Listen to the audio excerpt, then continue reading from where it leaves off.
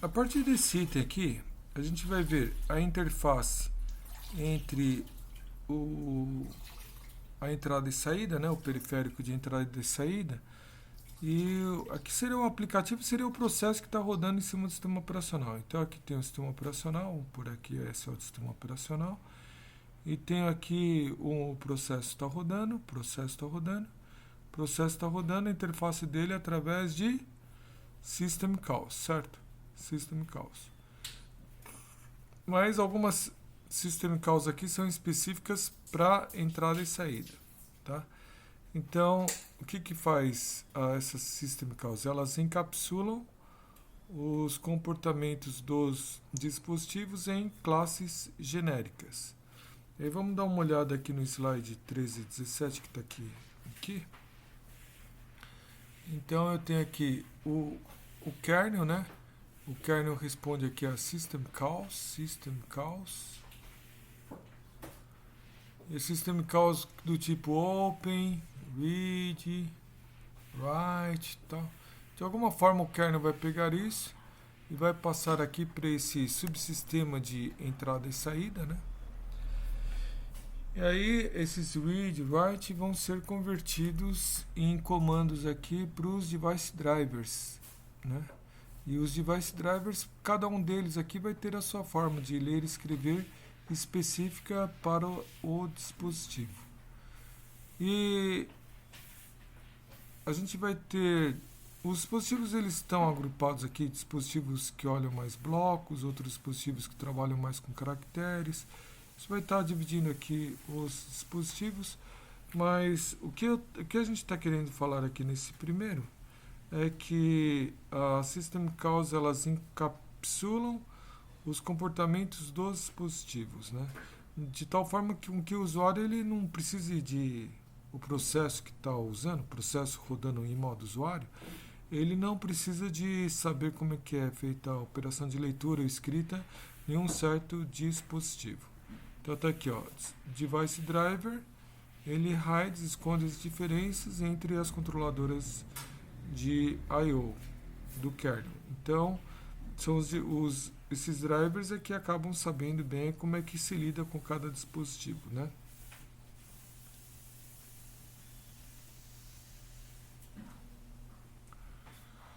Então, se eu tiver novos dispositivos que já estão implementando protocolos, que já foram implementados, o kernel já sabe, né, desses protocolos, então aí a gente pode, se a gente tem um protocolo padrão, uma interface padrão, então fica mais fácil aí de a gente estar colocando novos dispositivos. Porque eles não precisam de um trabalho extra, eles não precisam de ter um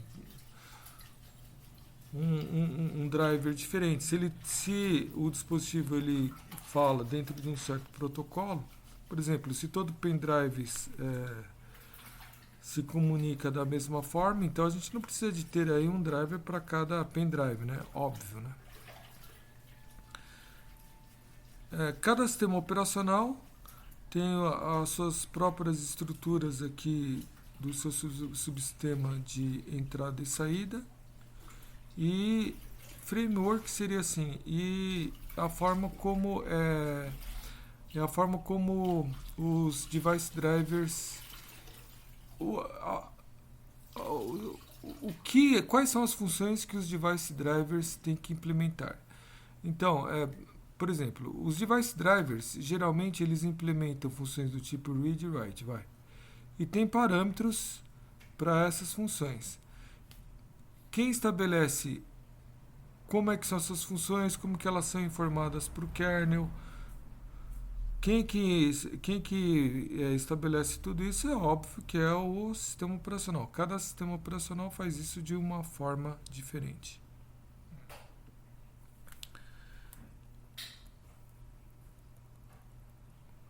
Os dispositivos, eles variam aqui em muitas dimensões. Tem dispositivos orientados a blocos, por exemplo, o disco, com acesso sequencial ou randômico, depende se é uma fita magnética, um disco, por exemplo. Síncrono ou assíncrono, a leitura ou escrita é feita com base em um relógio ou não, se o dispositivo é compartilhado ou dedicado, qual a velocidade da operação do dispositivo, se ele faz read-write, se ele faz só read-only ou write-only, se é somente leitura ou somente escrita.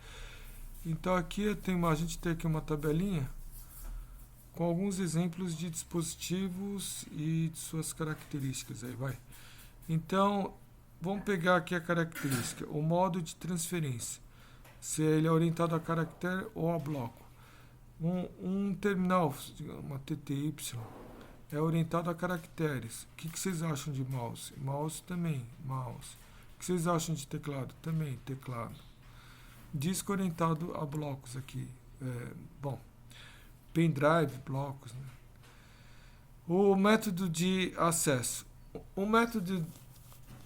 Bom, eu falei pendrive e bloco, na verdade, pendrive ele trabalha com a USB, e USB tem... O S de USB significa serial, né? Mas ele aqui é um caso meio... a gente pode ter um driver em cima do outro, tá?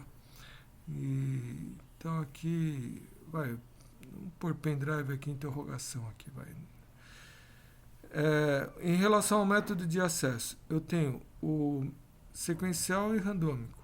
Por exemplo, o modem, né, que ninguém usa mais, mas a gente usava o modem para transmitir dados pela internet usando a linha telefônica.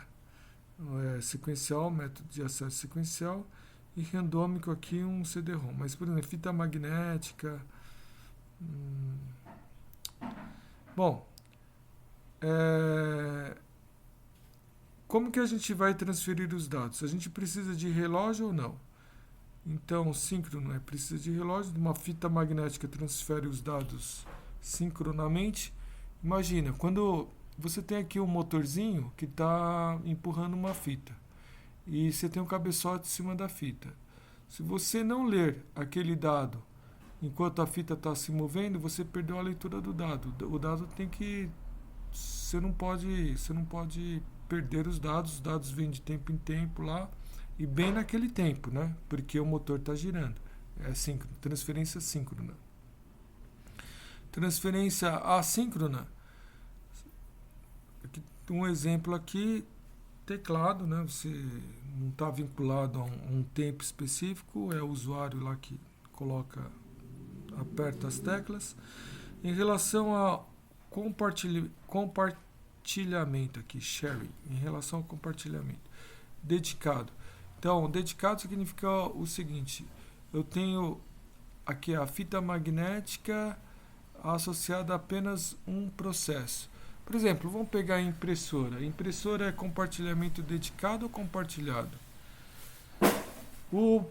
A impressora ela fica dedicada a um processo só. Tem um processo apenas que que controla a impressora, tá?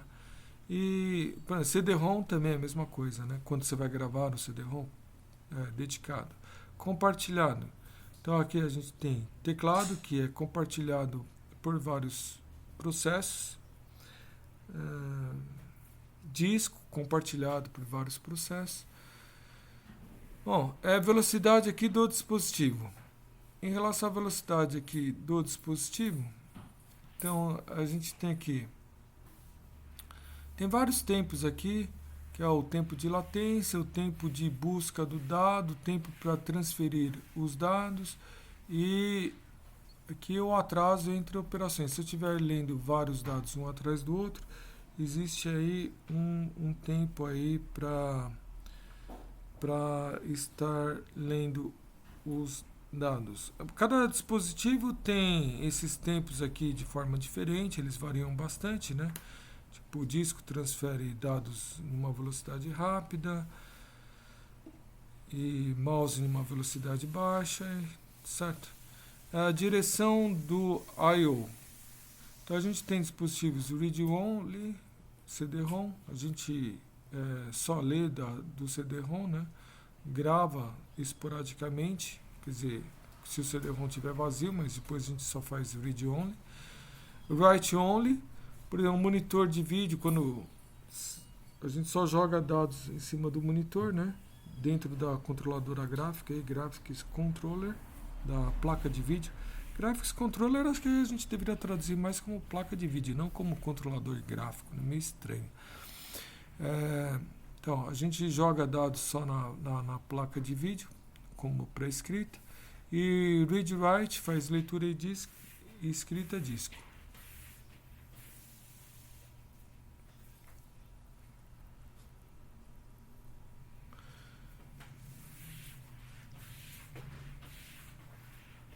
Então, existem às vezes sutilezas dentro dos dentro dos dispositivos que vão ser manipulados aí pelos device drivers. Um exemplo de sutileza vamos pensar assim, a velocidade da serial. Mas quando você está programando aí uma transferência via interface serial, você tem que programar a velocidade dela, você tem que programar o número de stop bits, se a paridade é par ou ímpar.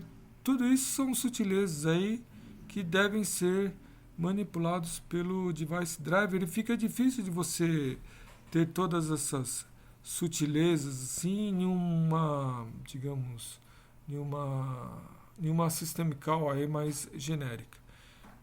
Bom, para a gente lidar com sutilezas desse tipo, então a gente tem aqui uma system call chamada IO Control, IOCTRL, se não me engano, IO Control.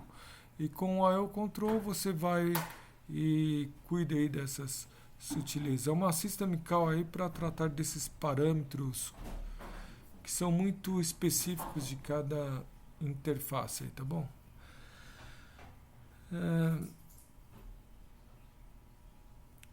Os dispositivos assim de forma mais em alto nível, né, eles podem ser agrupados aqui nesses 4 tipos aqui de dispositivos: orientados a blocos, tipo um HD; orientados a caractere, tipo mouse, teclado; uns que fazem o acesso a arquivo mapeado em memória, né? Então eu tenho arquivos mapeados em memória, e eu posso estar escrevendo na memória, e esse escrever na memória o sistema operacional faz com que eu escreva no disco, ou ler da memória o sistema operacional vai fazer com que, sei lá, de alguma forma eu reflita uma leitura no disco aí, se não tiver no buffer, né? E um outro tipo aqui de dispositivos de entrada e saída, assim, bem genericamente, são aqueles que lidam com a rede. Então são os sockets, né? Aqui, para a manipulação direta de dispositivos de entrada e saída, para a gente lidar com essas características específicas dos dispositivos de entrada e saída quando a gente faz a manipulação deles, né? Então existe aqui uma system call que é IO Control. Não tem um R aqui, tá? IOCTL. IO Control. Com esse IO Control eu consigo pôr aí esses parâmetros específicos aí. Por exemplo, controlar a velocidade da serial, o número de stop bits. Tá? Então é tipo um coringa aí, é uma system call que lida com coisas bem específicas.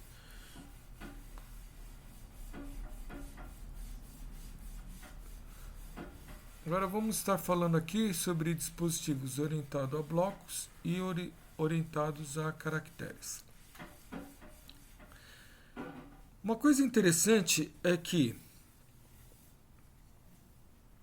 quando o pessoal criou o Unix, quando eles visualizaram em dispositivos orientados a blocos e caracteres, eles pensaram em system calls mais para dispositivos orientados a blocos e system calls mais para dispositivos orientados a caracteres, tá bom?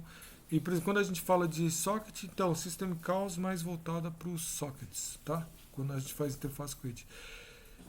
Acho que tem alguns livros que colocam apenas três grandes categorias, que é bloco, caracteres e rede, né? Mas vamos seguir aqui o que o livro aqui do Silberschatz está falando. Então, a gente tem aqui dispositivos orientados a blocos.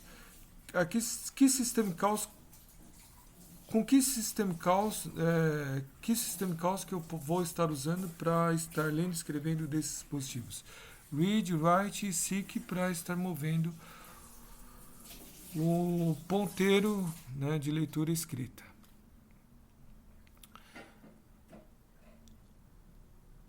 Existe uma ideia aqui que é a ideia de entrada e saída crua, Raw I/O. E eu aposto que nunca ninguém viu esse termo Raw I/O. Eu vou colocar aqui para vocês. É assim. O que vocês estão acostumados é quando vocês estão trabalhando com um disco, vocês sempre veem arquivos dentro do disco. Mas vocês não acham que seria possível com que, ao invés de a gente ver arquivos no disco, a gente visse o disco apenas como uma linguiçona de bytes? De tal forma com que uma parte de um arquivo está em alguns bytes aqui, outra parte de outro arquivo tem outros bytes. E tudo isso, eu poderia estar vendo todo um HD aqui como uma linguiçona de bytes. Tem System Calls que permitem fazer esse tipo de coisa, com que eu vejo o disco como uma linguiçona de bytes, tá?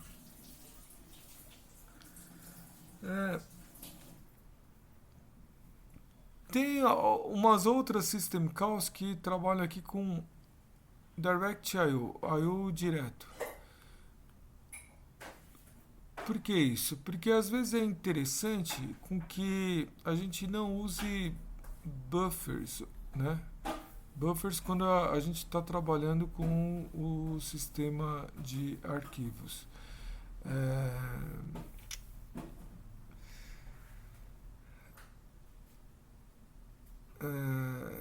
É assim, quando a gente vai estar, por exemplo, escrevendo em um arquivo, então o sistema operacional ele pega e, em vez de escrever direto no arquivo, ele escreve primeiro em buffers. E aí, de vez em quando, esses buffers aqui eles são vistos e eles são transferidos para o sistema de arquivos. Só que em algumas aplicações a escrita tem que ser feita na hora. Assim, você dá o comando de escrever no disco, de ler no disco, e você tem que fazer isso na hora. Você não pode colocar num buffer para... E aí tem algumas System Calls que permitem esse tipo de coisa aqui. Tá legal? Tentar pensar aqui em um exemplo aqui quando você precisa de... Você não pode estar dependendo desse buffer aqui.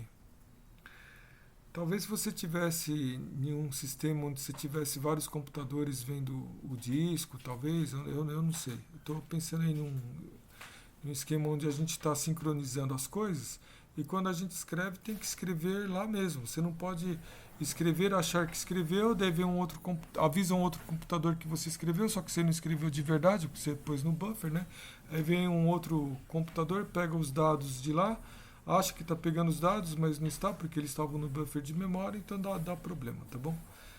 Então tem System Calls que permitem esse tipo de coisa aqui. Tem outras System Calls que permitem com que você acesse um arquivo mapeado em memória. O arquivo ele fica mapeado em memória.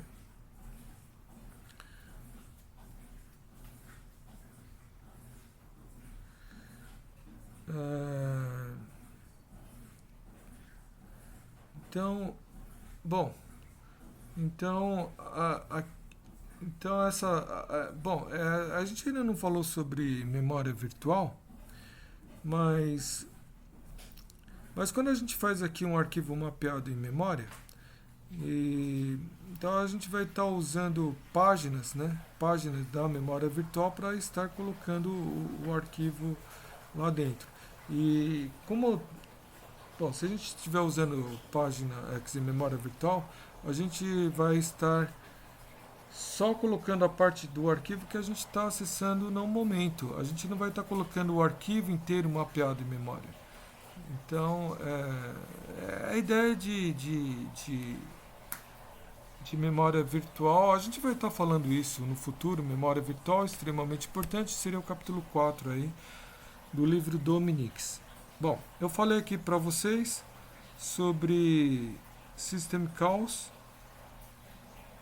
para block device, para dispositivos em bloco. Um exemplo importante é HD, né? O hard disk. Pode ser pendrive também. O pendrive vai estar obedecendo a essas system calls. E então, bom, em resumo eu falei que tem essas system calls e também tem system calls que fazem esse mapeamento do arquivo em memória, tá bom? Existe umas outras system calls que trabalham com dispositivos orientados a caracteres, né? O que são esses dispositivos? Teclado, mouse, né? Portas seriais. E as grandes system calls que são aqui é o get e o put. Get, que faz a leitura dos dados seriais, e put, que faz a escrita dos dados, tá? Então, é isso daí, pessoal.